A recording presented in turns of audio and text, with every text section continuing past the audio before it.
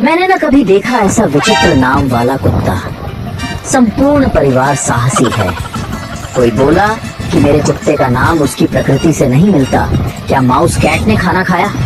फिर किसी और ने कहा, तुम्हारे घर में बिल्ली भी है, क्या नाम बड़ा कुत्ता, क्यों नहीं रखते अजीब नाम?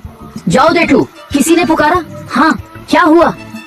फिर किसी ने उछल के कहा, खुशियाँ मिली तुमसे मिलकर, जाओ देटू। अरे देखो मेरे कुत्ते को बर्बाद, वो खुद को कोरोना टेस्ट समझता है, चिल्लाता है टेस्टिंग के लिए। आजमाओ देखो। कोई नाम न सुनना की बारी